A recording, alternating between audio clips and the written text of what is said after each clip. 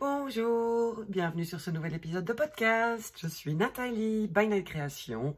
Vous pouvez me retrouver sous ce pseudo-là sur Facebook et sur Instagram. Et vous pouvez me retrouver sur Ravelry sous le pseudo By Night, tout court.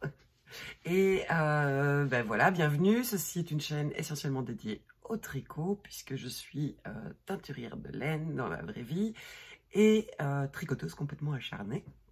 Donc voilà, j'espère que cet épisode vous plaira. Ça fait longtemps, je suis complètement rouillée et ça fait 6 fois que je recommence parce que mon téléphone a planté, il a fait une mise à jour, il a redémarré, il a replanté, il n'avait pas fini sa mise à jour et maintenant c'est mon ordinateur qui rouspète et qui veut plus travailler. Donc on verra bien où ça nous mène.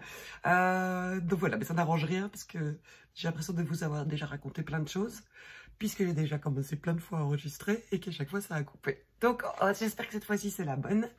Je crois que j'ai dit beaucoup aussi, mais ça c'est courant quand même, non?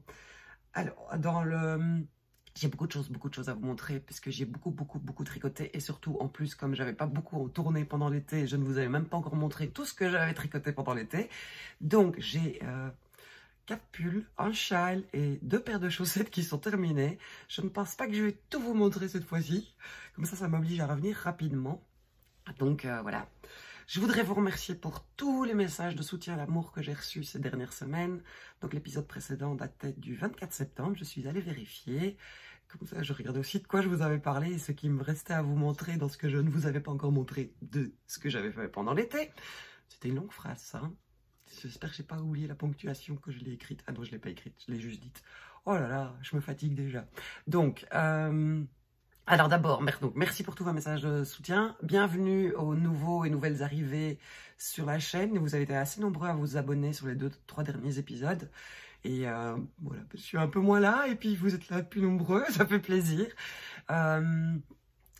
Donc, depuis le dernier épisode, il y a eu le Knit It, le festival laineux à Lyon, c'était bien, c'était chouette, il y avait du monde, c'était chouette, on a vu plein de gens qui tricotaient, tout le monde était content d'être là, c'était vraiment super agréable.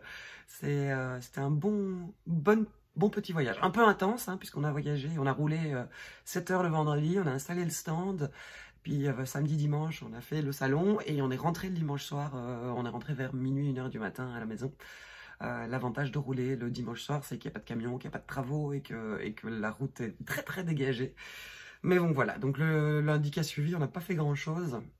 On a juste vidé la voiture et beaucoup dormi, je crois. Et ensuite, les 4-5 jours qui ont suivi, j'ai fait gérer tout mon stock pour pouvoir faire une grosse mise à jour de mon site dans le courant du mois d'octobre. Et donc j'ai fait énormément de photos, des objets terminés, des ouvrages terminés, des laines qui sont teintes et que je pouvais remettre en ligne, puisque jusque-là mon site était un peu vide. Et les laines, les sacs à projet et tout. Donc j'ai fait un énorme tri, un énorme inventaire, beaucoup de photos. Et c'était un peu intense, mais je voulais absolument préparer ce qui allait suivre, puisque après, pendant quelques semaines, je n'ai plus été capable de bouger beaucoup. Si vous êtes nouveau ou nouvelle, je vous préviens, je vais vous parler de mes seins. Mais je suis obligée d'en parler parce qu'on me demande énormément de nouvelles. Donc le 11 octobre, j'ai fait faire une réduction mammaire. Et waouh, qu'est-ce que je suis contente de l'avoir fait. J'ai plus de migraine. J'ai plus mal au dos, c'est un truc de fou. Je savais pas qu'il était possible de vivre 5 semaines d'affilée sans avoir mal à la tête une seule seconde. C'est complètement magique. C'est complètement magique. Et en plus, je m'étais jamais dit que mes migraines étaient liées à ça, au poids des seins. Donc voilà. Donc l'opération s'est bien passée. C'était un peu intense, un peu stressant, puisque je m'étais jamais fait opérer, parce que je savais pas comment ça allait se passer. Alors on m'avait dit que j'allais rester 5 jours à l'hôpital. Au bout de 48 heures, on m'a dit, bon ben voilà, vous sortez dans une demi-heure. J'étais un peu genre... Hein? Quoi? Et qu'est-ce qui se passe après? Enfin, parce que là, je suis même pas capable de lever les bras plus haut que ça. Je me sens... Comment je fais pour sortir de l'hôpital, remplir ma valise, appeler mon chéri? J'espère qu'il n'est pas en clientèle. Enfin, ouais. C'était un peu rock'n'roll. Surtout que j'ai absolument pas dormi à l'hôpital. J'étais épuisée. Donc quand je suis rentrée, j'ai beaucoup dormi. Pendant 2 semaines, il y a une infirmière qui venait pour changer les pansements, vérifier que tout allait bien. Voilà, j'étais très calme, très posée, je savais rien faire, quoi. J'ai beaucoup lu, beaucoup tricoté, beaucoup somnolé. Et le problème, c'est que je ne suis incapable de dormir sur le dos. Donc là, on arrive à 5 semaines depuis l'opération. Et je commence enfin à arriver à dormir quelques nuits de 6-7 heures d'affilée. Donc je suis un peu chiffonnée, j'avoue. Et je crois que ça s'entend toujours autant dans ma voix. Hein. C'est symptômes de fatigue, voix rauque. Et bon voilà, mais maintenant ça commence à aller vraiment mieux. Il y a beaucoup de gens qui m'ont dit ça doit faire mal, ça doit faire mal. Alors oui, ça fait mal, forcément, c'est une opération assez lourde. Les cicatrices sont assez conséquentes. Mais voilà, j'ai de la chance, tout se passe bien. Il y a des zones de mes seins qui font encore très très mal en bas, sur les côtés. Je pense que c'est là où on a le plus enlevé. On m'a enlevé 800 grammes au total, un peu plus de 400 d'un côté, un peu moins de l'autre. C'est énorme. Je suis passée d'un bonnet G. Voilà, avec le régime que je suivais depuis quelques mois, j'étais descendue à un gros bonnet F. Mais voilà. Et je suis à un petit bonnet D. Donc voilà, ça change la vie, ça change la tenue. Quand je suis rentrée à la maison, mon homme m'a regardé, il a fait oh, on dirait que tu as grandi, puisque je me redresse, en fait, je suis de moins en moins bossue et scoliosée. Enfin, c'est waouh, enfin, c'est génial. Alors, je suis toujours pas capable de grand chose, je peux toujours pas porter de poids, je peux pas faire d'activité physique, je rêve de faire une immense balade, mais alors c'est très con, mais le mouvement me fait mal, donc voilà. Je m'étais dit, ouais, au bout de 2-3 semaines, je vais faire une balade tous les jours, ça va me faire du bien. Ben non, en fait, je vis comme un ours des cavernes, entre mon canapé et mon bureau, ici donc. J'ai déplacé mon écran d'ordinateur qui normalement est ici sur la droite, qui est en hauteur, parce que j'arrivais pas à me tenir. Et j'ai beaucoup bossé à l'ordinateur après les 2 premières semaines où je me suis fort reposée. Et donc j'ai fait les grosses mises à jour de mon site.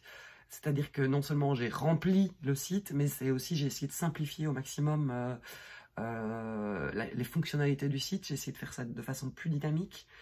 Puisque quand j'avais lancé mon site il y a 3 jours, il y a 3 ans, je vous proposais 3-4 sortes de laine, j'avais juste les sacs à projet, j'avais pas encore beaucoup d'accessoires. Et puis avec le temps, les catégories et les variétés d'articles et de sortes de laine se sont accumulées. Et donc en fait, je crois que c'était le boxon intersidéral pour s'y retrouver sur mon site. Donc j'espère maintenant qu'il est franchement plus simple. Celles qui ont déjà été voir m'ont toutes dit que oui, effectivement, c'était plus simple. Donc merci de votre retour. Et alors, je continue dans les nouvelles du site. Là, juste hier, j'ai reçu une notification comme quoi une nouvelle fonctionnalité était activée. Fonctionnalité que je demande depuis 3 ans que j'ai changé de plateforme, qui est la possibilité d'offrir des cartes cadeaux. Donc ça aussi, j'ai pu mettre au point hier. Ce que j'ai fait d'autre, j'ai fait beaucoup de paperasse, plein de choses que je procrastinais depuis très longtemps. Je faisais toutes mes mises en page de patron tricot sur un programme en ligne. Puis entre-temps, j'ai repris un abonnement InDesign, puisque vous le savez peut-être, à la base, je suis graphiste. Et voilà, InDesign me manquait, chipoter un peu dans InDesign me manquait. Et donc du coup, j'ai refait maintenant toutes les mises en page de mes patrons dans InDesign. Alors, j'ai pas renvoyé les mises à jour, mais l'idée, c'est de pouvoir supprimer un abonnement annuel que je n'utilise plus de l'autre programme de mise en page. Voilà, donc ça m'a pris un temps fou quand même de tout refaire, mais voilà, comme ça au moins j'ai l'impression d'être active, un peu dynamique. Et alors j'espère pouvoir reprendre la couture la semaine prochaine. Je vais commencer en douceur, j'ai déjà coupé des tissus pour faire les raviolis anti-mythes. Donc j'ai déjà toutes mes bandes de la bonne largeur qui sont prêtes. J'ai déjà mon mélange de plantes qui est fait, et donc je dois plus que, entre guillemets, faire l'assemblage et le remplissage de mes raviolis anti-mythes. Et alors j'avais avant les festivals, couper plein de sacs à projet.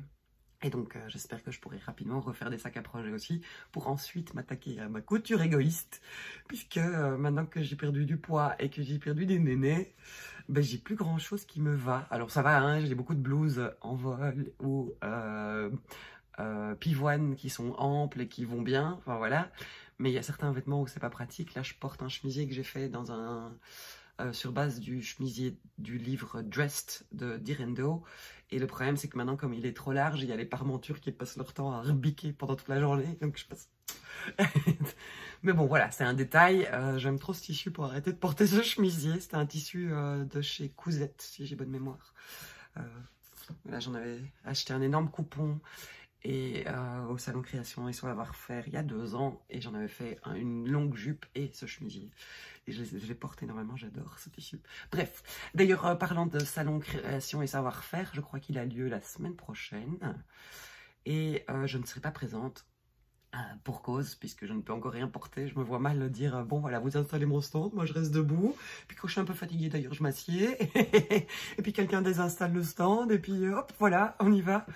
Donc je ne participe pas au salon de création et savoir-faire. Je sais que mon nom est resté dans la liste des exposants assez longtemps, genre même jusqu'à il y a une grosse semaine. J'ai reçu énormément de demandes d'envoi d'invitation, alors je n'en ai pas. Voilà, je n'y suis pas.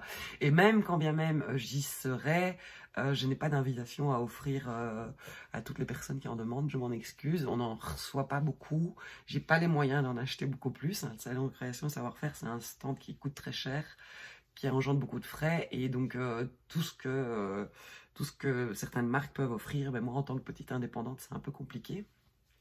Donc voilà, mais par contre, je serai présente au salon Aiguille en Fête au mois de mars, et avant ça, il y aura déjà d'autres salons. N'hésitez pas à aller voir régulièrement sur l'agenda de mon site. Dès que j'ai une confirmation d'inscription, je l'ajoute à l'agenda. Et je l'indique aussi quand j'envoie les newsletters. Donc si vous voulez vous abonner, si vous voulez qu'on se rencontre, si vous voulez toucher la laine en vrai, si vous voulez qu'on parle tricot pour de vrai. Donc voilà. Bref, donc voilà. Alors jusqu'à présent, tout ce que j'ai publié, tout ce que j'ai fait était des choses que j'avais préparées pour avant l'opération. Même sur Instagram, j'avoue, c'était pas de l'instantané, de l'instantané, instanette. C'était un peu de la triche puisque c'était des photos qui étaient déjà prêtes. Mais donc voilà. Et alors même pour ce qui est de cet épisode, alors voilà, du coup, comme je l'ai déjà commencé 6 fois, je ne sais plus si je vous ai déjà dit que j'avais 7 ouvrages terminés. Donc je ne vais pas tout vous montrer. J'ai 4 pulls, un châle et 2 paires de chaussettes qui sont terminées. Et sur mes aiguilles actuellement, j'ai un gilet et une paire de chaussettes. Donc je crois que je vais de nouveau diluer en plusieurs épisodes, hein. Parce que sinon ça va être un peu beaucoup, surtout qu'il y a 2 des pulls qui sont pas pour moi, qui sont des cadeaux de Noël. Et donc voilà, je les ai encore pour quelques semaines, donc j'aurai encore l'occasion de vous les montrer. Et je crois que je vais m'attaquer directement aux choses sérieuses et on va parler tricot. Juste pour revenir sur mon opération, si vous avez des questions, n'hésitez pas. Envoyez-moi un email, je veux bien y répondre parce que je sais que le fait que j'en ai parlé a donné l'idée ou a intrigué ou a titillé des envies chez beaucoup d'entre vous. Franchement, jusqu'à présent, alors oui, il faut mettre sa vie en pause pendant 6 semaines, c'est pas pratique. Moi j'étais complètement dépendante de mon homme, c'est toujours lui qui fait les courses. Maintenant j'arrive à gérer, ranger la vaisselle. J'arrive toujours pas au dernier étage dans les armoires de cuisine, mais pour le reste ça va. Voilà, j'arrive quand même à faire pas mal de choses. Je porte jusqu'à 4-5 kilos, ça va. Enfin voilà. Et je revois la chirurgienne dans 2 semaines pour refaire un point. Et normalement, à ce moment-là, je peux reprendre un peu plus les choses plus dynamiques. On verra bien ce qu'elle me dit. Je dois porter en permanence une brassière. J'avais dit que j'arrêtais d'en parler, puis je suis repartie. J'ai une brassière de sport qui plaque bien, qui soutient bien. Je dois la garder 24 heures sur 24. Bon, je vous rassure, j'en ai plusieurs, hein. Comme ça, je peux les laver. Et alors, j'ai des pansements sur toutes mes cicatrices que je dois changer une fois par semaine. Ce qui est une drôle d'aventure, puisque je tombe dans les pommes à chaque fois. J'ai un petit problème avec la vue. La vue du sang, c'est complètement pathétique. Donc voilà, donc maintenant je m'organise. Je me mets une petite chaise au cas où la chute de tension arrive. Et bon voilà. Bon, ben, alors comme d'habitude, j'ai un petit problème de soleil. Malheureusement, il fait beau.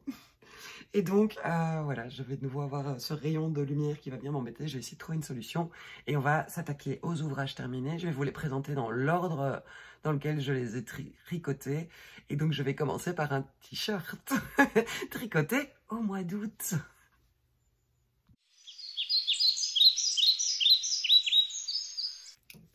Mon premier ouvrage terminé est terminé depuis le mois d'août, je dirais, ou début septembre.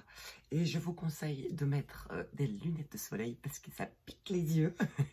Alors, plus ou moins vers la mi-août, on avait eu un été complètement pourri, vous le savez, il faisait gris. Je crois que ce jour-là, il devait faire à peu près 14 degrés. Et j'étais en train de préparer mes caisses de laine pour les premiers salons, puisque j'en ai fait 5 d'affilée entre le 20 août et le premier week-end d'octobre. Et donc, j'étais en train de préparer mes caisses de laine pour les salons.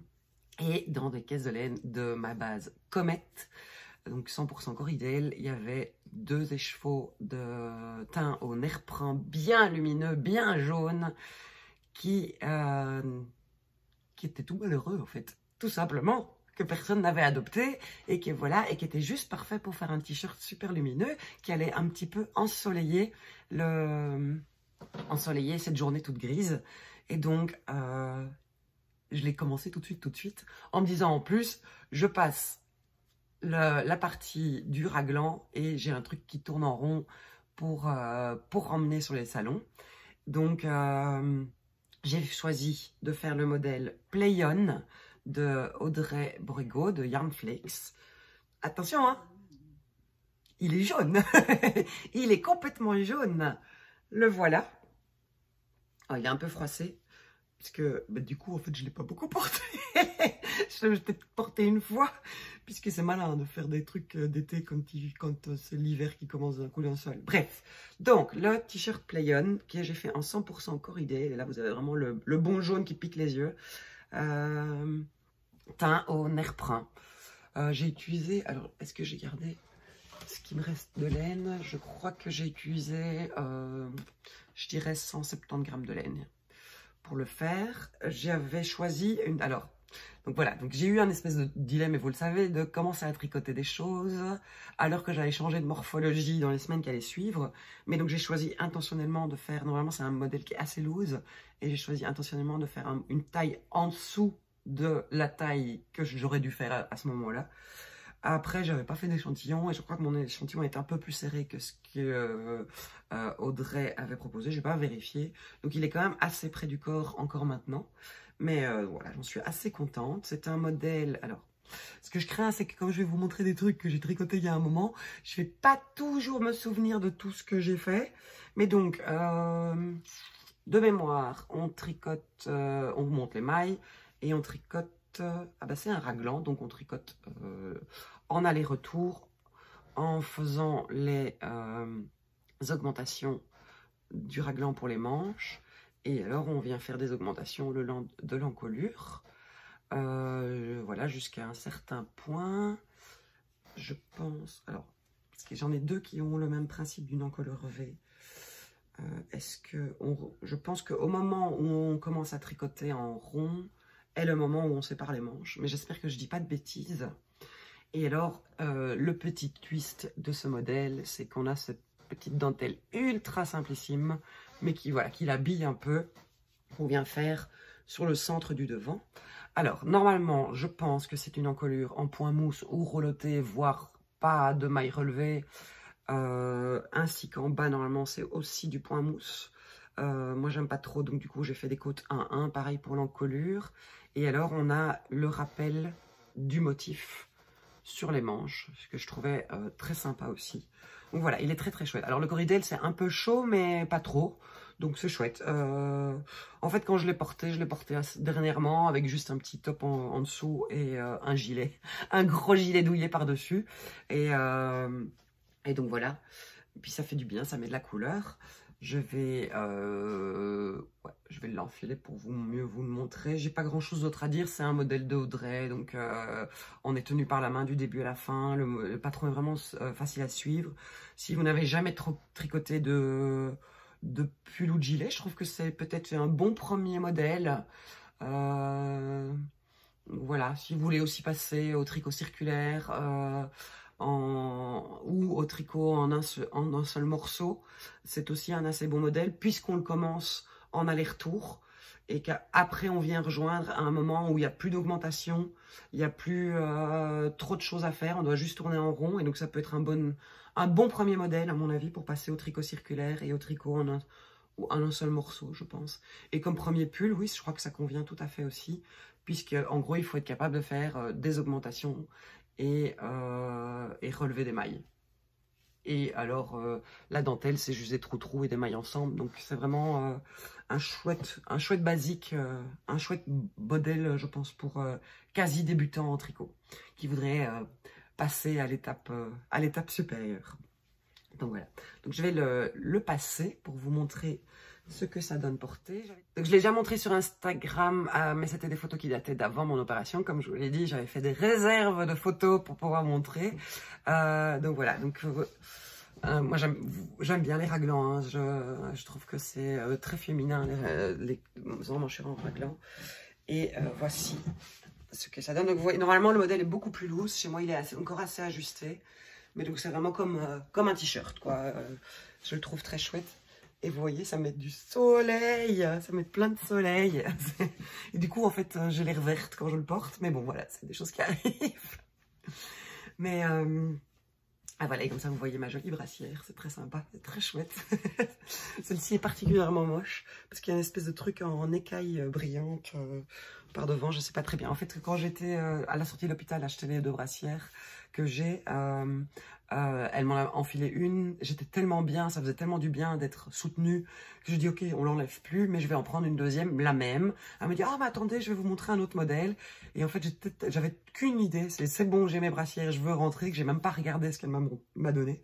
C'est super moche, mais bon, c'est pas grave. Voilà, c'est pas l'utilité n'est pas, enfin voilà, c'est plus utile qu'esthétique, donc.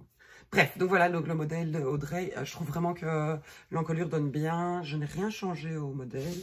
Donc voilà, et donc c'est pas indécent. Après, il faut, à mes yeux, porter quelque chose en dessous, puisque forcément on a les trous qui dévoilent beaucoup de choses. Mais voilà, et j'aime bien le petit détail des manches. Je crois que alors j'hésite, depuis que je l'ai terminé, à défaire la partie dentelle. J'aurais peut-être dû passer un numéro d'aiguille en dessous. Pour resserrer un petit peu parce qu'elles ont un peu tendance à faire un peu une colorette, mais en même temps, je sais pas, c'est féminin, donc voilà, on va peut-être pas abuser non plus, hein, je vais pas défaire des trucs qui ont déjà été lavés, bloqués, relavés, reportés. Hein, ça serait mal me connaître quand même. Donc voilà, donc le t-shirt Play-On de Yarn Flakes Audrey Borrego. J'oublie à chaque fois de le préciser.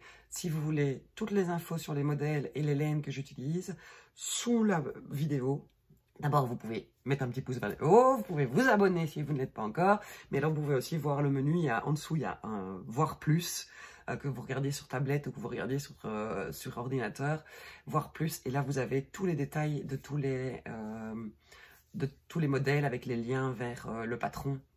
Audrey vend ses patrons sur Ravelry et sur Payhip. Voilà. Mais donc vous pouvez trouver toutes les infos et les infos sur la laine aussi à cet endroit-là. Alors, deuxième ouvrage terminé est un ouvrage que vous avez vu en cours de fabrication et je n'ai absolument pas regardé où j'en étais à la fin de l'épisode précédent. C'est un autre pull avec un col V que j'ai tricoté parce que j'avais pareil envie de couleur. Et j'ai fait des rayures. Voilà, bon, si vous avez vu l'épisode précédent, vous êtes prévenus. Pour celles qui ne savent pas, j'aime pas les rayures. Je sais pas pourquoi j'aime pas les rayures.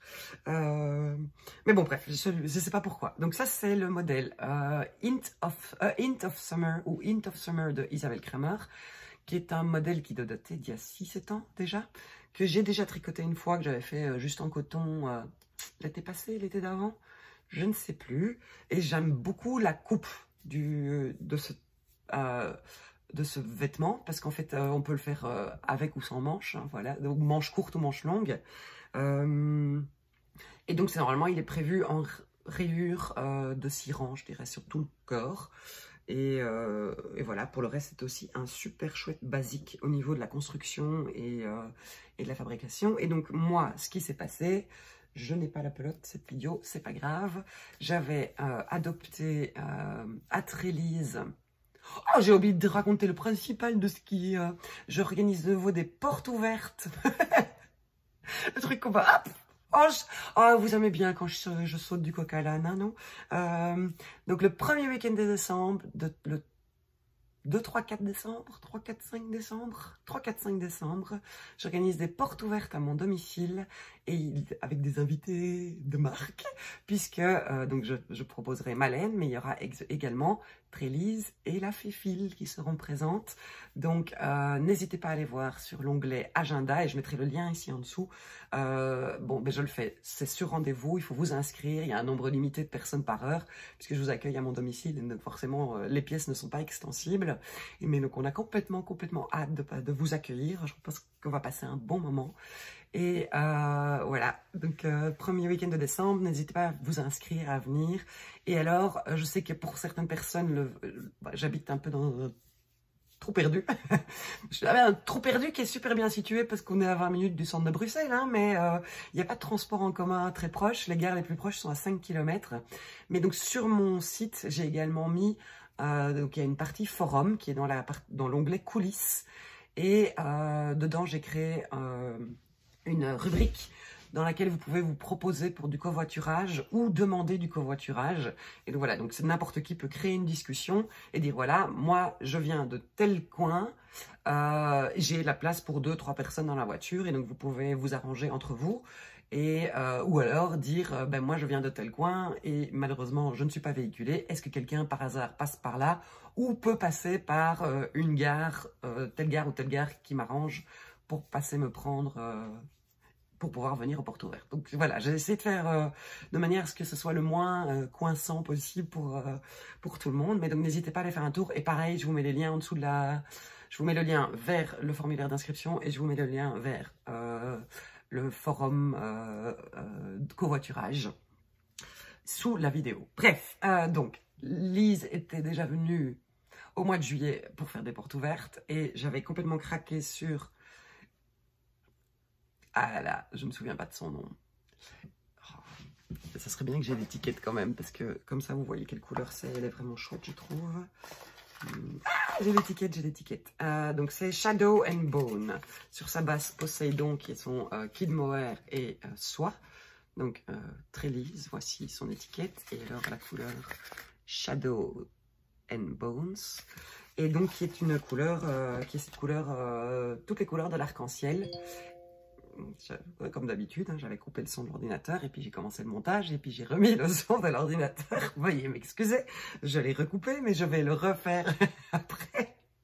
Donc, Shadows and Bone, en fait quand les chevaux étaient dépliés, il y avait toutes des petites sections de chaque couleur. Donc en fait les répétitions des couleurs sont très très courtes et ça me plaisait beaucoup. Puis c'était très lumineux. Et donc je l'avais acheté en me disant ben, je vais le combiner avec un autre écheveau et je vais faire un bonnet. Et puis je trouvais ça vraiment dommage de le combiner avec autre chose. Et du coup j'ai repensé à ce pull Hint of Summer d'Isabelle Kramer. Et je l'ai simplement combiné avec ma base Full Moon 100% Blueface Leicester non teinte. Et je trouve que ça donne super bien et que ça donne un très chouette résultat. Alors, la construction du Hint of Summer. Donc vous le voyez, c'est de nouveau une encolure V. Mais par contre, ce n'est pas le même type de manche. On n'est pas sur un raglan. Dans ce cas-ci, on commence à tricoter. Donc, on fait un montage. Moi, j'ai fait un montage provisoire. Je ne sais pas plus si c'est ce qui est préconisé ou pas. De toute la largeur du dos. On fait quelques rangs raccourcis. Ici, vous voyez, cette bande-là est plus large. On a les rangs raccourcis du devant pour venir marquer l'épaule. On fait quelques rangs raccourcis et on tricote en aller-retour tout droit sur la hauteur des emmanchures. Et là, je me suis un peu loupée parce que mes emmanchures sont un petit peu courtes. Alors, je ne comprends pas parce que je m'étais bien à plat, et je mesurais et j'avais la bonne hauteur, mais voilà. Et alors, Isabelle Kramer dit, ben voilà, tous les X rangs, vous changez de couleur. Moi, j'ai choisi de faire un système de rayures 4 au naturel et 2 au mohair et soie. J'ai pas coupé le fil, j'ai laissé le fil accompagner au fur et à mesure, et donc à chaque... tous les 2 rangs, donc pour le mohair, il n'y avait pas besoin de croiser, mais pour la laine au naturel, je venais croiser au bout de 2 rangs pour que le fil accompagne mon ouvrage et pour que ça ne tire pas trop. Et après la première maille, je faisais un jeté en plus. Quand je retricotais avec la nouvelle couleur, enfin avec la nouvelle laine, je refaisais un jeté pour être sûr d'avoir assez de distance entre la rayure précédente et la nouvelle rayure. Donc bref. La construction, c'est quoi la 6e fois que je saute du coq à l'âne? Oh, bref. Donc quand on a fini de faire cette longue bande de dos, on met les mailles en attente. On vient relever les mailles d'un des 2 devant. Pareil, on fait les rangs raccourcis et on fait des augmentations le long de l'encolure jusqu'à la hauteur de l'emmanchure. On met les mailles en attente. On fait le 2e devant, exactement de la même manière, en miroir, forcément. Parce que si on les faisait parallèles, on aurait un bout d'encolure là, un bout d'encolure là, ça serait pas pratique, hein, on est bien d'accord. Et ensuite, on vient rejoindre à ce niveau-ci, au niveau des emmanchures, et on continue à tricoter en aller-retour, tout en continuant à creuser l'encolure. Donc vous voyez, l'encolure tombe plus bas que les emmanchures. Donc c'est vraiment une encolure très profonde. Et puis ben voilà, quand on est arrivé à X mailles, c'est-à-dire autant de mailles sur le devant que sur le dos, on vient refermer et là on tricote en rond.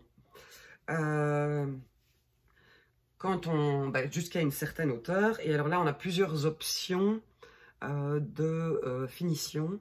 Et entre autres, on peut faire des rangs raccourcis pour que le dos soit plus long que le devant. Donc, ce que j'ai fait. Et après, de nouveau, c'est censé être une petite bande de point mousse qui vient finir le bas du t-shirt. Je suis pas fan et je trouve que ça a tendance à un peu à roulotter vers le haut. Donc moi, j'ai mis des aiguilles plus petites. Et de mémoire, je l'ai tricoté en 3,5 ou en 3,75 pour que ce soit très aéré. Je crois qu'il est en 3,75 et donc je suis passée en 3 ou en 3,25 pour faire mes côtes. On vient relever les mailles de l'encolure et là je pense que j'ai fait ce que préconise Isabelle Kramer, c'est-à-dire 1 ou 2 rangs en droit, 1 ou 2 rangs en vert, un rang en droit et puis on rabat les mailles. Et je trouve que ça donne très chouette comme encolure, ça change justement, il y en a cette espèce de joli petit boudin qui vient se former. Et alors ici, pour les manches, on a l'option manche courte ou manche longue. Donc si on fait des manches courtes, on vient relever les mailles et on fait exactement la même chose que sur l'encolure. Ou on fait des manches longues à longueur souhaitée. Je ne sais plus si des manches droites ou avec diminution. Moi j'ai fait des manches droites et à la fin je suis venue resserrer les mailles et, avant de faire un poignet en côte. Donc voilà, j'en suis très contente, je le trouve très chouette, même s'il est rayé, non, je le trouve très chouette, il met de bonne humeur. Je trouve que la laine de Lise est bien mise en valeur, en fait, et c'était vraiment ça l'idée, je voulais qu'on voit ce jeu de couleurs et tout son travail sur les couleurs. J'avais une crainte au fur et à mesure, au moment où je l'ai tricoté, et je m'étais dit que ça serait une raison de le défaire, c'est que je craignais que se forme du pooling. Alors le pooling, c'est quand on a justement une laine avec des sections de couleurs. Les sections de couleurs, si on tricote quelque chose qui n'est pas dans le même diamètre que les chevaux, forcément la section de couleurs va se déplacer au fur et à mesure. Et donc on se retrouve à avoir un espèce de zigzag qui vient se former dans les motifs. Mais en fait la laine de Lise c'est pas sur les chevaux, c'est pas juste tout le petit bout, enfin toute la largeur de les chevaux qui est teinte d'une certaine couleur, c'est une zone. Et puis la zone d'à côté, elle démarre sur une autre partie. Enfin, c'est très très subtil. Et donc du coup, en fait, on n'a pas ce système de pooling qui se fait sur le long terme. On a des zones, hein, mais il n'y a pas du tout de pooling. Parce que si j'avais eu du pooling, comment expliquer, j'aurais eu, par exemple, ma tache, mon petit bout jaune-vert qui viendrait se répéter tout le temps comme ceci. Et donc, c'est pas du tout le cas. Et donc, je suis super contente du résultat et je suis super contente de mon pull. J'ai un seul regret, je l'ai fait un peu court. Je me suis fait avoir dans le sens où, déjà, le Blueface Leicester ne bouge pas du tout au blocage, donc du coup, ça n'a pas pris ça ne s'est pas étendu. Et en fait, forcément, la laine Mohair Soie, c'est de la laine, c'est un écheveau épaisseur dentelle, c'est très très fin. Et quand je tirais dessus pour vérifier où j'en étais dans la longueur, mes rayures formaient presque 1 centimètre, vous le voyez. Et en fait, malgré le blocage, elles sont un peu plus courtes que... Donc voilà, et donc en fait, je me suis basée sur ce que je faisais quand je le mettais bien à plat. Mais malgré que j'ai bloqué, et que j'ai tiré dessus et que j'ai mis des épingles pour bien tirer sur mes manches et sur le haut et le bas de mon corps pour que ce soit le plus tendu possible, ça se rétracte et donc du coup mes manches et mon corps sont un peu plus courts que ce que j'avais prévu. Mais bon, c'est pas dramatique, je peux vous montrer. Ça c'est dans une des manches, là où je changeais de couleur. Et donc on devine hein, ici derrière que le fil le suit. Mais moi je trouve pas ça choquant. Parce que justement, comme on tricote avec des aiguilles un peu plus larges que nécessaire pour la laine, vous voyez le tissu est très aéré. Parce que a priori, moi, ma base Full Moon, je la tricoterai en 3,25, max 3,5. Et là, on est sur du 3,75. Et j'ai oublié de traduire chaque fois que je dis 70. Je m'excuse parce que je me suis fait gronder dans un épisode précédent par quelqu'un qui m'a dit que c'était pas complètement pratique de pas parler français comme tout le monde. Donc je parle belge, voilà, c'est officiel. Et donc quand je dis 70, je veux dire 70, quand je dis 71, c'est 71, et etc. etc. Donc j'ai utilisé des aiguilles 3,75. Bon voilà, je me moque avec gentillesse.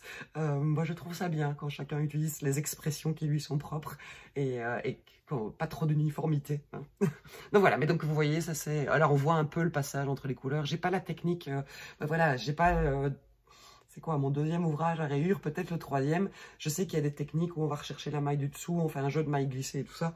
Oh là là, moi j'avais la flemme. Et puis aussi, c'était pareil, c'était un ouvrage qui m'a accompagné sur les longs trajets pour partir jusqu'en Ariège pour le salon. Donc 12 heures de route aller, 12 heures de route retour. C'est tout le corps, aller-retour, hein.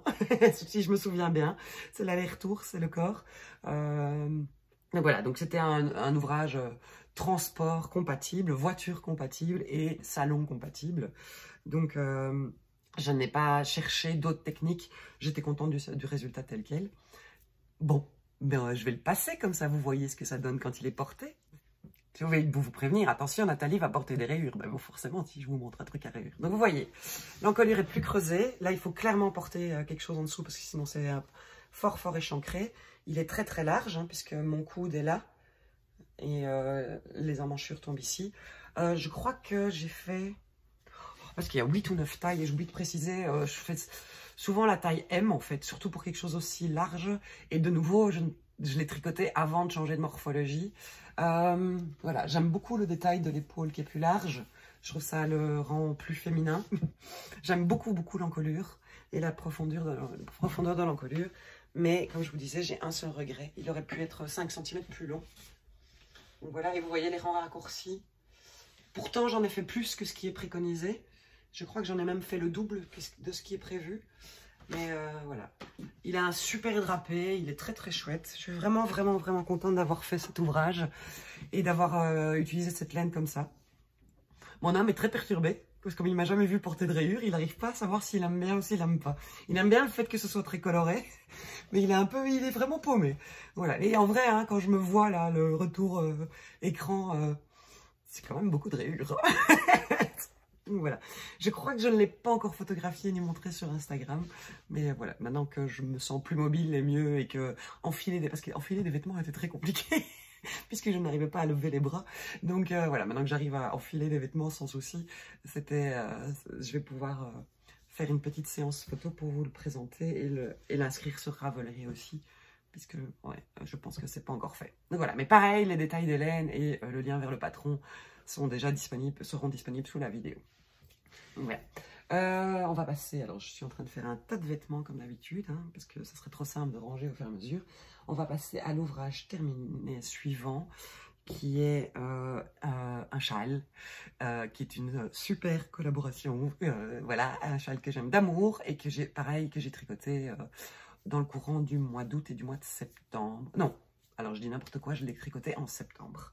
Donc, enfin, un peu du retour en arrière, hein, je vous prie de m'excuser, mais voilà, j'étais pas dispo, hein, je savais pas lever les bras. L'ouvrage terminé suivant est donc un châle, et c'est le châle Belle Étoile de Nadia Cretin-Lechêne de NCL Knits sur les réseaux sociaux. C'est une super collaboration. Je suis trop émue de nouveau parce que, vous savez, j'aime énormément le travail de Nadia et j'aime énormément Nadia. Et donc voilà, et donc elle avait l'an dernier créé un modèle avec ma base Sirius, qui est donc 75% Blueface Leicester et 25% Gotland. Et elle avait envie d'essayer mon autre base plus rustique, entre guillemets, qui est ma base Orion, qui est de nouveau 75% de Blueface Leicester et 25% de Mid Brown Massam. Alors on me demande souvent c'est quoi tous ces trucs bizarres et ces mots compliqués. Ce sont des races de moutons. Voilà, tout simplement. Donc la laine, c'est du 100% laine, hein, classique, mais qui est composée. Là, on connaît la composition exacte de la laine. Quand on voit sur une étiquette laine, c'est un mélange multirace, sans déterminer quelle race exactement a été utilisée pour créer le fil. Et donc, moi, je peux vous préciser que c'est 75% de Blueface Leicester et 25% dans ce cas-ci de Mid Brown Massam. Donc, j'ai pas pris des chevaux naturels, c'est une laine qui est légèrement taupe, gris taupe, puisque le Mid Brown Massam, son nom l'indique, est marron. Donc, elle a Donc je lui avais envoyé des échevaux et elle avait fait des essais et elle faisait des échantillons, elle apprivoisait la laine et un jour elle m'a envoyé un message en disant: j'ai trouvé, ce châle a besoin de texture, je vais faire un châle super texturé, c'est génial, je suis super enthousiaste. Et alors ce que j'avais fait d'autant plus, c'est que je lui avais envoyé, je lui avais proposé, donc il y avait les couleurs que je teinte habituellement sur Orion, et ça faisait un moment que j'avais en tête d'essayer 2 nouvelles recettes sur Orion, Sirius, Orion DK, qui sont les teintures aux plantes. Donc je teins avec la plante, et puis après en fin de cuisson, je viens rajouter un tout petit peu de sulfate de fer ou de soupe de clous, qui est donc un mélange de vinaigre et de rouille, qui vient oxyder la couleur et nuancer la couleur.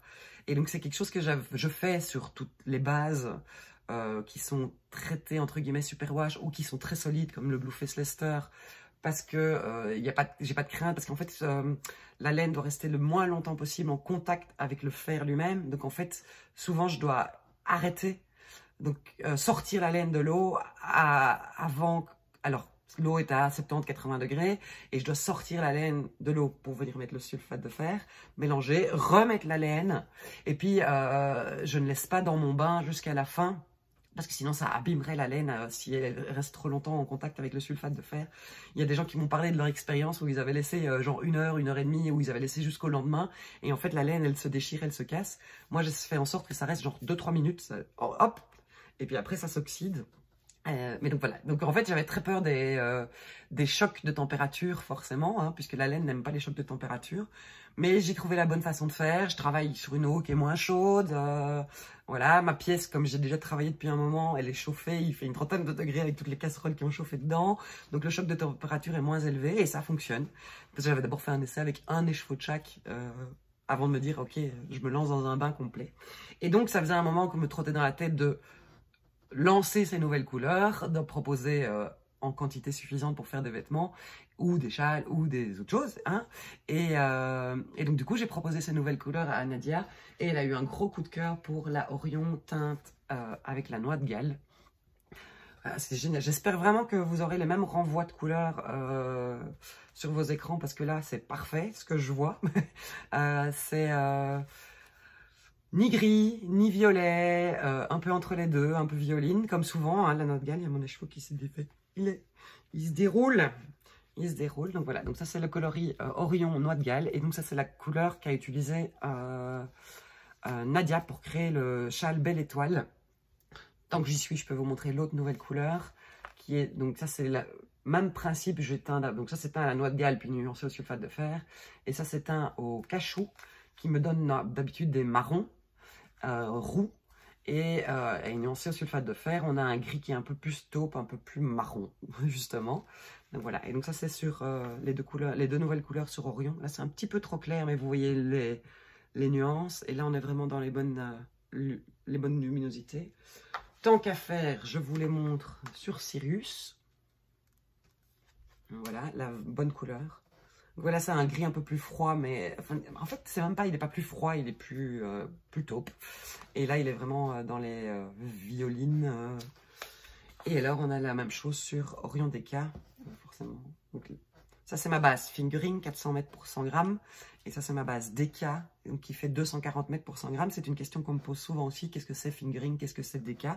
Tapez dans Google épaisseur de laine, classification d'épaisseur de laine, et vous verrez qu'en fait, on utilise de plus en plus la terminologie anglo-saxonne. C'est dû à l'usage universel de la plateforme Ravelry, où les laines ne sont plus classées par type 1, type 2, type 3, comme le faisait Fildar ou le fait toujours Fildar. On a un truc universel, et quand la laine est entre 350 mètres et 450 mètres au 100 grammes, on va parler d'une épaisseur fingering, et quand c'est un double fingering, c'est du DK, donc c'est-à-dire que c'est le double de l'épaisseur et la moitié de la longueur. Je fais des explications compliquées de nouveau, hein, mais donc du coup, DK, c'est double knit, et donc on tourne entre 200 et 250 mètres au 100 grammes. Voilà, et donc ici, je suis à 240 mètres au 100 grammes pour la DK. Et donc ceci, c'est le même mélange, les mêmes mélanges de races de moutons, mais il y en a une qui est plus fine que l'autre. Donc voilà. Et ça, c'est 350 mètres au 100 grammes. C'est aussi une fingering, mais qui est tendance à ce qu'on appelle une sport, qui, elle, tourne souvent autour des 300 mètres au 100 grammes. Mais la base Cirrus contient donc du Gotland, qui est une laine qui est très gonflante, qui a un halo poilu assez fort, voilà, et donc du coup, on peut facilement la tricoter en 3,75 voire 4 mm pour avoir un chouette drapé. Et donc du coup, on tombe ce qu'on appelle la catégorie sport. Mais on peut aussi la tricoter en 3,25 et l'utiliser comme une fingering. Enfin voilà, c'est vraiment en fonction du drapé et de sa façon de tricoter. Il faut faire des essais, comme toujours, faire des échantillons, hein, pas comme moi. Bref, donc voilà, donc je vous ai montré les nouvelles couleurs. Et donc Nadia a choisi je la retrouve, Orion Noix de Galles pour créer son châle Belle Étoile. Alors je m'étais dit que j'allais faire le mien dans l'autre couleur, c'est-à-dire la Orion teinte au cachou. Mais de nouveau, pareil, j'étais en train de préparer, donc on a fait le test dans le courant du mois de septembre, et donc j'étais en train de préparer les caisses de laine pour les salons, et il y avait 2 écheveaux de Orion teint à la Garance, de 2 bains différents, complètement abandonnés et tout seuls, et dont les couleurs étaient très très proches l'un de l'autre, et je me suis dit, j'ai quand même très envie d'un châle en premier bain de Garance, parce que c'est quand même une de mes couleurs préférées, et je n'ai pas de châle de cette couleur. Oh là là, je suis vraiment... Celui de Nadia est dingue, je l'adore, et honnêtement, en fait, j'ai hésité à refaire le même que le sien, parce que j'aime vraiment bien le résultat avec la Noix de Galles, mais je suis contente d'avoir fait un châle à la Garance. Alors, je vais vous le montrer en entier.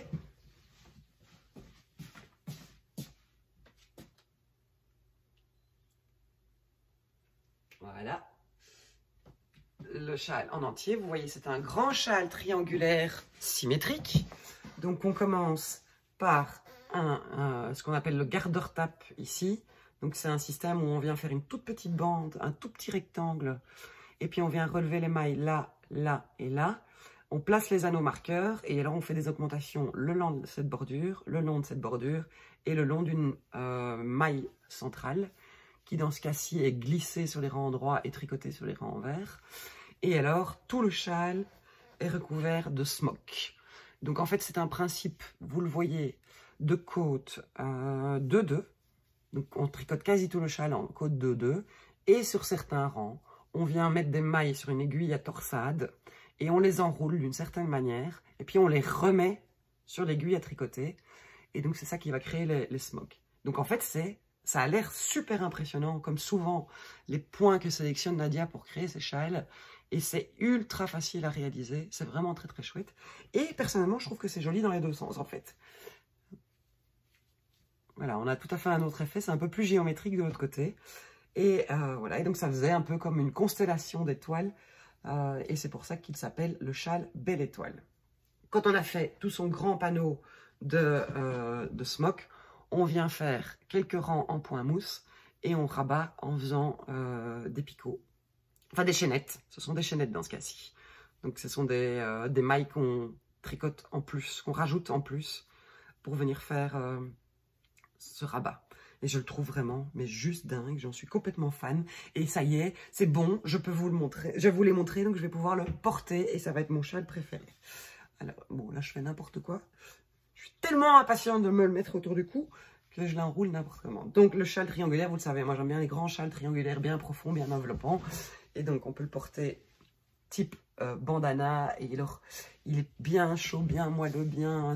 Pour toutes les personnes qui ont déjà tricoté ma base Orion, vous le savez, enfin moi c'est vraiment une base que j'affectionne énormément parce qu'elle est chaude quand il faut l'être et elle n'est pas trop chaude quand il faut pas. C'est-à-dire que moi je la porte tout aussi bien en plein été quand il fait 25 degrés en gilet qu'en plein hiver comme gros châle doudou qui remplacerait plus que facilement un châle en épaisseur DK en mérino. Et alors, il y a un très chouette drapé, elle est très enveloppante, elle est vraiment... Alors, ce que j'ai oublié de préciser, c'est que tout au long du tricot, on se demande ce qu'on est en train de faire, dans le sens où le point de smock n'est pas beau, et le châle a une forme un peu bizarre, tout rétracté sur lui-même, au fur et à mesure où on le tricote. Et c'est vraiment un châle qui a besoin d'être bloqué, c'est-à-dire qu'on m'a aussi demandé ce que c'était le blocage.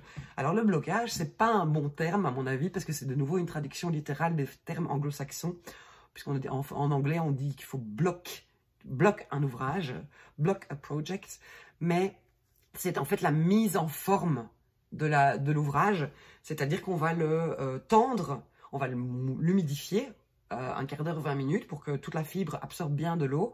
On va l'essorer légèrement. Moi, je le presse dans une serviette, un essuie, comme on dit chez nous. Je le presse dans une serviette pour quand même retirer un maximum de l'eau, dégorger une partie de l'eau. Et ensuite, je le tends. Là, dans le cas de châle triangulaire, on va venir le tendre sur l'arête du haut, sur la bordure du haut. Et puis, on va venir tirer le plus fort possible en tirant fort, en veillant bien à ce que la ligne centrale soit bien droite, et puis on vient tirer. Et donc l'avantage d'avoir ce genre de petite chaînette ou petit picot en bout du châle, c'est qu'on vient juste mettre une petite épingle dans chaque picot. J'ai compté, il y en avait pile 100, puisque j'ai une boîte de 100 épingles.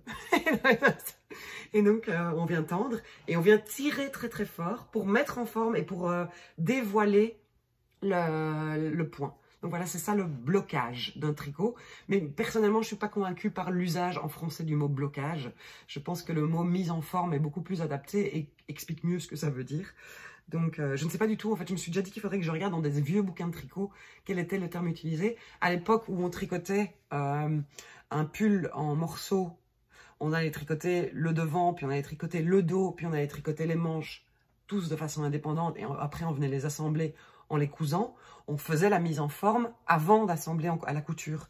Et donc, l'idée c'était, ben voilà, on a les dimensions, j'ai fait la taille M, mon devant est censé mesurer 40 cm sur 60, les épaules font 22, enfin voilà. Et donc on venait épingler la forme pour que ça corresponde aux mesures prévues initialement, si on a le bon échantillon, utiliser, enfin voilà. Et donc on venait bloquer, mettre en forme chacun de ces morceaux pour avoir plus facile après, parce que forcément si on fait tout un devant en jersey, les côtés roulotent et ça devient difficile pour l'assembler, tandis qu'une fois qu'on l'a mis en forme, il est bien plat et c'est plus facile pour le coudre ensuite. Donc voilà, c'est ce qu'on appelle, ce que vous entendez dans tous les podcasts, ce que vous voyez dans les patrons, le blocage, c'est mettre en forme.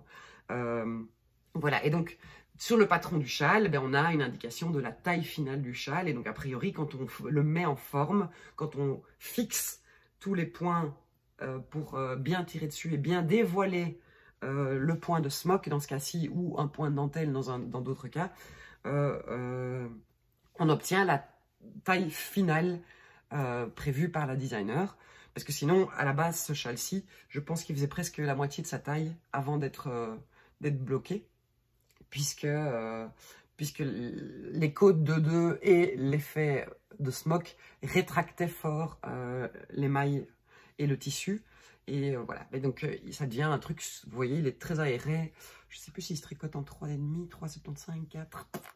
Je sais que j'ai beaucoup utilisé mes aiguilles 3,75 et que même parfois j'étais freinée parce que, ah mais non, parce que j'en ai qu'une, en chiagou j'en ai qu'une, mais que, ah mais c'est pas grave, parce que j'en ai encore des nids de pro aussi, donc enfin bon bref, c'était, ah là là, c'était compliqué à gérer toutes ces histoires d'aiguilles, faire 2 ou 3 ouvrages avec les mêmes aiguilles en même temps, ouh. Bon voilà, mais donc le châle Belle Étoile, le modèle est disponible sur Ravelry, sur le Ravelry de By Night Création, n'importe quoi, de Nadia Cretin-Le Chêne. Je vous mets le lien ici en dessous. Et la laine est disponible sur mon site. Il faut 2 échelons. Donc il faut vraiment les 800 mètres de laine pour arriver au bout. Moi, je tricote toujours un peu plus large que Nadia. Et donc, je pense que j'ai fait genre un aller-retour ou 2 de point mousse en moins avant de rabattre. Voilà, maintenant, je peux le mettre. Donc, je vais le mettre... je vais le mettre pas en... parce que je vais avoir trop chaud. Je vais le mettre... voilà, comme ça. Parce que j'aime bien porter mes châles comme ça aussi. Voilà. Alors, bon, il me reste 2 pulls, 2 paires de chaussettes. Je vais vous montrer une paire de chaussettes. Je me rends compte que je commence à être fatiguée parce qu'il n'y a rien à faire quand je parle. Je bouge trop les bras et ça commence à tirer et à me faire mal au néné. Ça me fait un peu mal au sein, donc je ne vais pas trop prolonger l'épisode. Je vous prie de m'excuser. Mais je vais vous parler juste d'une paire de chaussettes que vous avez déjà vues beaucoup, souvent, mais qui sont terminées.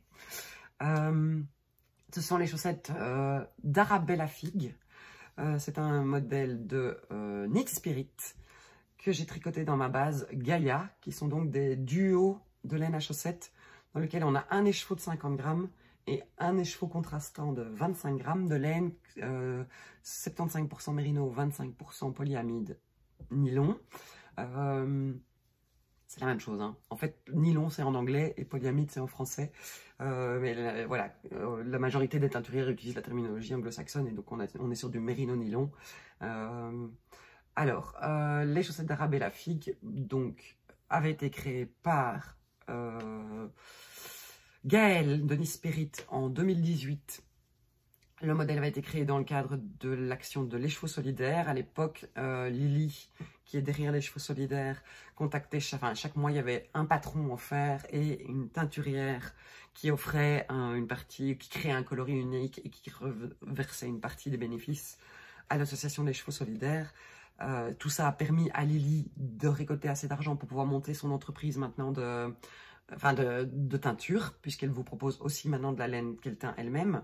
Et donc, c'était en septembre 2018 que Gaëlle et moi avions collaboré sur ce projet. Donc moi, j'avais lancé la base Gaïa et Gaëlle avait lancé ce patron. Et le patron est toujours disponible, mais il est sur le Ravelry de l'écheveau solidaire. Donc, s'il vous plaît, n'hésitez pas à aller l'adopter. Et surtout, ne regardez pas ce que j'ai fait. Je l'ai déjà raconté. Donc, en fait, on tricote, on commence ces chaussettes par la pointe. Ici, la laine est teinte à la Garance, mais vous voyez, c'est pas du tout la même recette. Ça, c'est teint en premier bain de Garance. Et ici, c'est teint en cachou cochenille. Donc, c'est du cachou avec un soupçon de cochenille que je viens surteindre pour donner ce coloris vieux rose.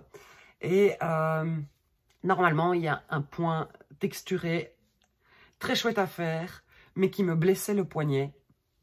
Et donc, que j'ai dû abandonner en cours de route. Et donc, ce point texturé vient se retrouver sur toute le haut du pied de la chaussette et sur toute la tige. Donc, j'ai mis ces chaussettes de côté pendant près de 2 ans. Voilà, à ce stade-là. Et je les ai retrouvées dernièrement, je dirais il y a 7-8 mois. Je ne sais plus exactement, vous le savez peut-être mieux que moi puisque vous regardez mes épisodes de podcast et moi pas. Je les ai retrouvés dernièrement, j'ai réessayé, le point me faisait toujours très mal au poignet. Ça n'a rien à voir avec le point, ça a à voir avec moi quand je tricote en dessous du... En fait, je ne sais, ça me blesse de faire autre chose que du jersey endroit avec des aiguilles de 25 ou 2,5. Mais ça n'a rien à voir avec le modèle qui est vraiment très chouette et très bien foutu et très bien expliqué. Et allez-y, foncez les yeux fermés. Donc après, j'ai fait un système de... puisque ça ressemblait quand même un tout petit peu et que je voulais quand même avoir l'effet des chaussettes d'Arabella Figue créées par Gaëlle, un système de mailles en verre et mailles glissées. Et j'ai avancé et ça m'a de nouveau fait mal puisque les mailles en verre ne me vont pas complètement bien. Et donc j'ai terminé le motif en venant intégrer petit à petit du jersey sur les côtés. Voilà, et donc en fait ça vient juste se poser sur la cheville, donc ça donne bien, c'est pas mal. Et j'ai terminé ma chaussette en jersey en rond et puis côte de 2. Et le talon est un talon en rang raccourci.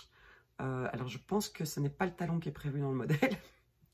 Donc en gros ce sont les chaussettes d'Arabella Figue, mais je n'ai rien fait des chaussettes d'Arabella Figue à part les 4 premiers centimètres. La pointe et les 2 premiers centimètres de motif. Donc voilà, et j'en ai bien 2. Hein. Je tricote toujours mes chaussettes à 2 ensemble sur le même câble. J'avais fait une vidéo qui était dédiée, si j'oublie pas je vous mettrai le lien pour vous expliquer comment je faisais. Alors dans la vidéo je montre avec des manches, mais c'est le même principe, comment je tricote mes 2 chaussettes sur le même câble en Magic Loop. Bon voilà. Bon, 4 ouvrages terminés, je trouve ça pas mal. Je vais m'arrêter là. Je peux m'arrêter là, c'est pas très grave. Je vais essayer de revenir dans moins longtemps.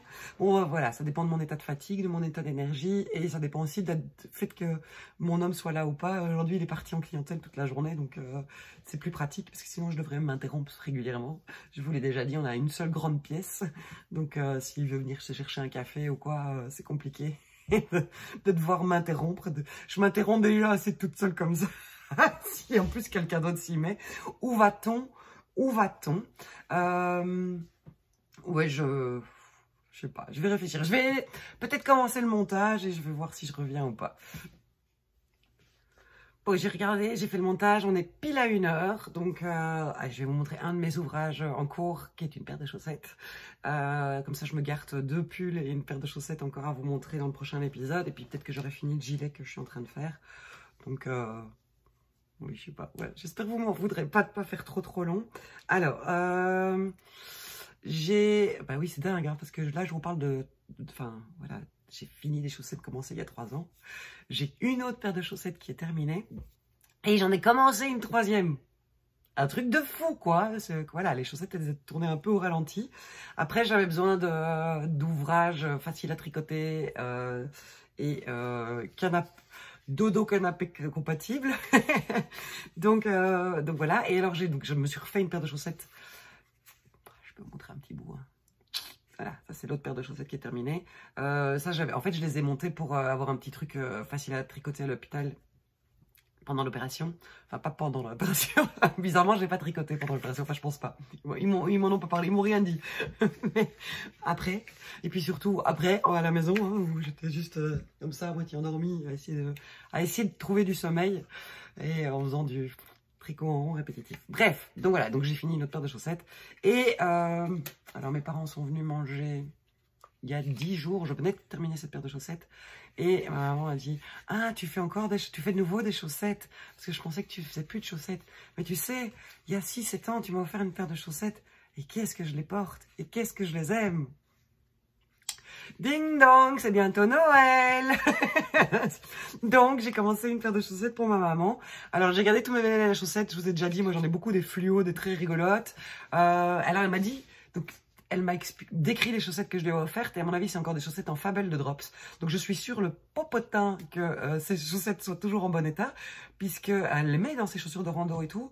Et personnellement, moi, mes chaussettes en Drops, alors de 1, à cette époque-là, je tricotais en 2,5, donc mon tissu n'était pas assez serré, elles n'étaient pas super solides. Mais mes chaussettes que j'ai tricotées en Drops, c'est les seules chaussettes que j'ai déjà dû jeter. Il y en a beaucoup que j'ai reprisées. Mais il y en a certaines que j'ai dû jeter parce qu'elles étaient trop usées ou trop abîmées. Donc, ma maman est plus précautionneuse des chaussettes que moi. Peut-être qu'elle bouge moins les pieds dans ses chaussures et que du coup, ça les use moins. Je ne sais pas. Bref. Donc, du coup, je me suis dit, bah, est-ce que je lui refais une paire de chaussettes? J'ai encore quelques laines de Fable de Drops. Mais alors, j'ai du noir, du gris ou du bleu marine. J'avais pas complètement envie de tricoter ça. Surtout, comme je vous l'ai dit, j'allais pas faire un motif, j'allais pas faire un point. Donc non. Alors, j'ai regardé dans ce que j'ai. Donc, la majorité de mes laines à chaussettes sont assez fluo.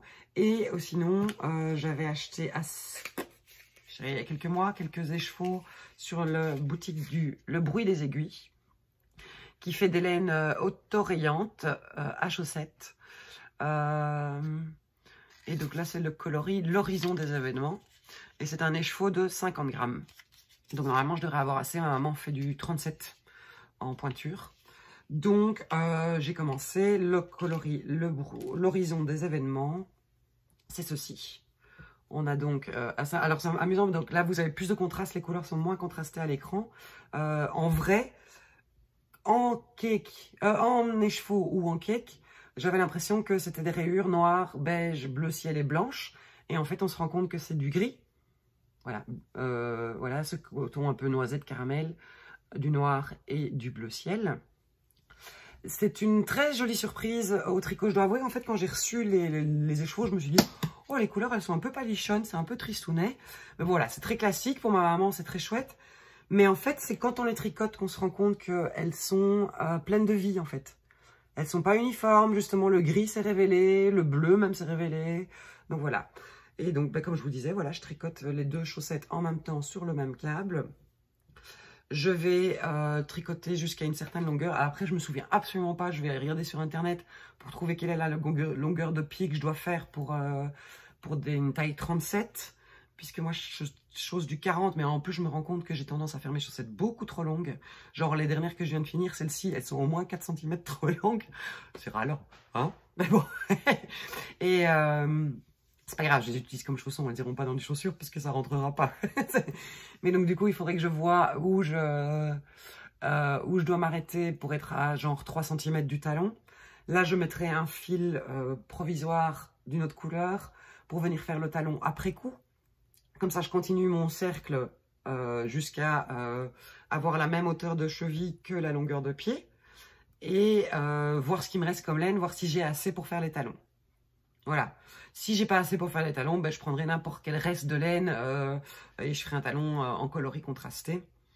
J'ai encore un reste de ma base Starsock, donc 75% mérino, 25% nylon, qui est un haut bois de Campèche, qui est dans les tons violets, qui pourrait très bien fonctionner, qui fonctionne avec les 4 couleurs. Donc je me dis que ça peut être sympa. Donc voilà, on verra bien où j'arrive. Mais je pense que je suis pas très loin, en fait, déjà. Je pense que je dois peut-être faire encore, genre, 2 rayures et je pourrais mettre mes fils en attente. J'ai pas pesé, mais j'ai utilisé moins de la moitié de ma laine. Donc, je pense que je vais peut-être pouvoir faire l'intégralité de la paire de chaussettes dans les 50 grammes de laine. Je les tricote en 2,25. Comme ça, j'ai un tissu qui est bien dense et bien serré. Donc voilà, j'espère que ça lui plaira. Elle n'a pas précisé parce que je pense que les chaussettes qu'elle avait, elles étaient unies vert pomme. Donc là, elle aura des rayures.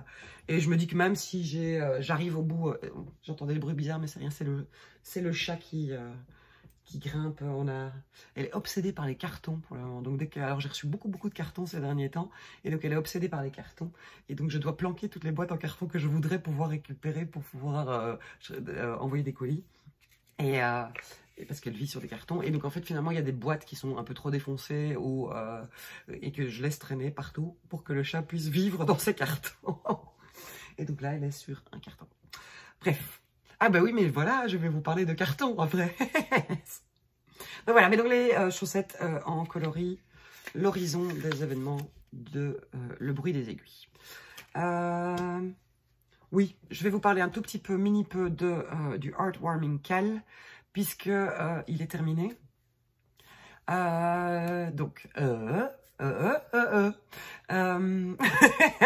je m'auto-moque de moi-même et puis je fais pire que mieux. Donc, donc le Heartwarming Cal, pour les personnes qui n'auraient pas suivi, c'est un knit-along, un projet que j'ai initié qui a commencé au mois de février, qui s'est terminé au 31 octobre. Le but était que nous tricotions ensemble un article par mois, bonnet, écharpe, col, chaussettes, gants, moufles, afin de me les transmettre pour que je puisse les donner à la plateforme de soutien aux réfugiés, qui est une association bruxelloise qui soutient les réfugiés qui sont de passage à Bruxelles ou en Belgique. Et j'en reviens pas, enfin voilà, je suis sur le popotin, je pense maintenant avoir réceptionné tous les colis. Donc ma priorité la semaine prochaine. Donc ce que j'ai fait, c'est qu'au fur et à mesure où je réceptionnais les colis, j'ai tout trié, j'ai mis tous les bonnets ensemble, toutes les écharpes ensemble, toutes les chaussettes, tous les gants, les pulls, il y en a certains, les gilets. Enfin, voilà, j'ai trié par type d'objet, d'ouvrage. Et tout est dans une des chambres en haut, dans une des chambres des enfants. Et enfin voilà, j'espérais avoir une centaine d'articles en me disant, sur 10 mois, on a une dizaine à participer, j'aurai une centaine d'articles. Je ne sais pas. Je sais pas, enfin je crois déjà rien qu'en gants et en moufles, on n'est peut-être pas loin de la cinquantaine, en chaussettes pareil. Et alors les bonnets et les cols et les écharpes. Enfin, je sais pas. Donc, en fait, ce que je veux faire maintenant, tout est en... Alors, j'ai commencé, j'avais un grand carton, donc j'ai mis un grand carton avec les bonnets, puis j'ai un deuxième grand carton avec les bonnets, un troisième carton avec le quatrième. J'ai 5 grands cartons avec des bonnets. J'ai, pareil, de colle. J'ai une énorme boîte pleine de chaussettes, une énorme boîte de... J'ai 2 cartons de pulls, enfin, c'est un truc de malade. Donc, ce que je vais faire la semaine prochaine, c'est encore retrier une deuxième fois pour mettre de côté. Donc, en fait, la plateforme soutient les néo-arrivants en Belgique, ou ceux voilà, qui sont là, mais qui sont en attente de prise en charge par la plateforme Fait d'Asile, voilà, qui a un problème pour le moment. Enfin, c'est comme chaque hiver, et c'est maintenant avec ce qui s'est passé en Afghanistan, c'est encore pire. Il y a un afflux de réfugiés qui dépasse la capacité de prise en charge du gouvernement. Et en plus, avec les mesures Covid, les centres d'accueil sont trop pleins, moins pleins que d'habitude, mais trop pleins quand même. Enfin bon, bref, donc c'est de la catastrophe. Donc on a vraiment beaucoup de monde qui est à la rue, qui est sans soutien. Et donc voilà, donc il est urgent que je me bouge les fesses, mais donc du coup la majorité des personnes qui sont prises en charge par la plateforme sont des jeunes hommes entre 15 et 25 ans. Et donc il y a quand même, donc je vais refaire un tri, mettre de côté tout ce qui est pour enfants et pour femmes, Parce que la plateforme aussi encadre des familles, mais comme ça, c'est déjà présélectionné, pré-trié pour rendre la tâche la plus facile. Il n'y a plus de tri à faire. Quand j'arrive, ça peut directement être distribué. Donc, je vais refaire un tri. Je vais tout compter, juste pour le plaisir de vous remercier autant de fois que nécessaire. Je vais tout mettre dans des grands cartons en espérant d'avoir un carton de bonnet. Enfin voilà, j'ai des très grands cartons dans lesquels je me fais livrer ma laine. Et donc mon ami qui est active pour la plateforme vient manger dimanche, donc je vais en parler avec elle. Et donc on va s'organiser pour que je puisse aller déposer tout ça une fois que mon tri est fait. Et j'en profiterai également pour faire le tirage au sort du concours, puisque je proposais quand même pour vous motiver qu'une fois par mois, il y aurait un tirage au sort par mois et un tirage au sort global. Et en plus, j'ai reçu des propositions de cadeaux. Il y a plusieurs, je crois que j'ai une dizaine de patrons à vous offrir en plus. J'ai des sacs à projet, j'ai 2 sacs à projet. Il y a quelqu'un qui offre des boucles d'oreilles, il y a quelqu'un qui offre des savons. Donc, je crois que je vais pouvoir offrir 2 à 3 cadeaux par mois. Donc, sur les 10 mois. Donc c'est ça, je dois avoir une petite entre 25 et 30 cadeaux à offrir, donc je ferai un tirage au sort. Mais donc je ferai une vidéo dédiée uniquement à ça, faire un point sur tout ce qui a été réceptionné. Je verrai si j'ai l'occasion de filmer ou pas quand je vais tout donner à la plateforme ou pas, je sais pas. En fait, je me suis dit j'aurais peut-être dû commencer à filmer quand je recevais les colis, quand je commençais à déballer, quand j'ai reçu beaucoup de colis aussi, enfin beaucoup d'ouvrages lors des salons. Vous me les avez donnés pour épargner les frais de port, c'était un peu l'idée aussi, c'est pour ça que je vous demandais de tout m'envoyer en une fois. Pour pas devoir payer les frais de port chaque mois, ça n'avait pas de sens. Hein. Mais donc voilà, maintenant je crois que j'ai tout reçu. Je suis quasi sûre d'avoir tout reçu. Si vous n'avez pas encore envoyé votre colis, s'il vous plaît, envoyez-moi un email, prévenez-moi. Parce qu'a priori, d'ici max 10 jours, je vais les donner. Parce que c'est maintenant, il fait froid. C'est bon, ce matin, il gelait. Donc, il est temps que je puisse donner tout ça. La plateforme a de nouveau fait un appel à dons. Ils ont besoin de bonnets, ils ont besoin de moufles, ils ont besoin de gants, ils ont besoin d'écharpes. Donc, ça va tomber super bien. Donc voilà, donc je vous ferai une vidéo, je verrai bien ce qu'il y a dedans, mais en tout cas, pour vous faire un point sur tout ce que a donné le Heartwarming Kel et pour faire le tirage au sort pour les cadeaux. Et voilà, j'ai gardé précieusement toutes les cartes que vous m'avez envoyées, tous les petits mots, tous les messages que j'ai reçus dans les colis. Enfin voilà, vous êtes adorables. Vous êtes plusieurs en plus à m'avoir glissé des petites gourmandises, du thé, des petits bonbons, du chocolat. Enfin voilà, j'étais pourri gâtée. C'est super adorable. Merci, merci, merci. Vous êtes vraiment merveilleusement généreuses. Et donc vous êtes assez nombreuses à me demander est-ce qu'on recommence l'année prochaine? Je pense que oui. Hein. Enfin, voilà. Moi, je vous en reparlerai, on verra. Voilà. Je vais voir aussi comment c'est accepté et pris par la plateforme. Bah, je pense pas qu'ils vont râler, mais peut-être que du coup, on aura aussi encore un meilleur avis de ce qui est vraiment nécessaire et de vraiment utile. Donc voilà. Bref, je vous laisse là pour cet épisode qui va durer à peu près 1h15. Je trouve ça pas mal. Je vais faire tout le montage, le mettre en ligne, vous faire des millions de bisous, vous souhaiter un bon tricot, une belle journée, une bonne soirée, un bon moment, embrasser les gens que vous aimez. Merci pour votre soutien, merci pour votre enthousiasme et à très bientôt.